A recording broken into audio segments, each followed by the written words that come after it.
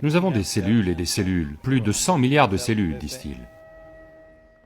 Toutes ces cellules sont essentiellement codées et, vous savez, taillées pour la santé, pour la survie principalement. Leur propre survie individuelle et la survie de l'organisme.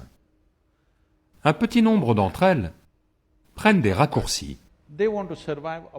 Elles veulent survivre aux dépens des autres. C'est un crime, vous savez. Donc il y a un pickpocket. Quel est son business? Ce que vous avez mis un mois à acquérir, lui il veut le ramasser en un jour. Mais il fait également partie de la société jusqu'à ce qu'il soit attrapé. D'accord?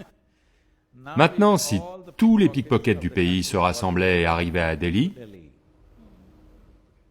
maintenant les poches de tout le monde seront vides, parce que maintenant c'est organisé. Donc là, maintenant, ce que vous appelez cancer est juste ceci.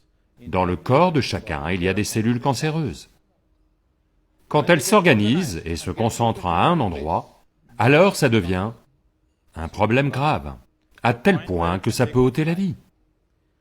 Quelle est la solution? Il y a beaucoup de choses à dire. Tout d'abord, la criminalité fleurit là où il n'y a pas d'ordre dans le système. Oui, les criminels dans la société vont proliférer si la loi n'est pas appliquée de façon ordonnée. Donc il y a un mécanisme de défense dans notre système. Est-ce qu'on le maintient bien? Est-ce qu'on le bombarde avec toutes sortes de stimulants, de substances toxiques, de tout? Et ensuite, nous nous attendons à ce que notre mécanisme de défense fonctionne? Il ne va pas fonctionner comme ça. Nous devons comprendre chaque stimulant et chaque substance toxique que l'on consomme, d'une certaine manière, altère notre mécanisme de défense. Les gens pensent que le mécanisme de défense n'est que pour les infections externes. Non. Même pour contenir les criminels internes dans le corps, le mécanisme de défense fonctionne. Donc, une chose simple, c'est... Vous savez, dans le système yogique, c'est une logique simple. Ces cellules cancéreuses dans notre corps, elles consomment généralement environ 27 à 28 fois plus de nourriture que les cellules normales. Donc, si vous espacez vos repas, l'intervalle idéal entre deux repas dans la culture yogique est de 8 à 12 heures. Si vous espacez les repas de 8 heures, vous verrez que les cellules cancéreuses vont toutes mourir d'elles-mêmes, parce qu'elles ne peuvent pas survivre sans nourriture. Les autres cellules vont survivre. Donc on a toujours établi cela. Le matin un repas, le soir un repas, pas de grignotage entre les deux.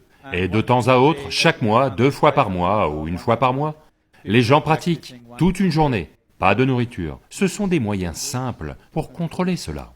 En dehors de cela, il existe diverses autres choses. Par-dessus tout, si votre mental et votre corps sont dans un certain bien-être, elles ne survivront pas.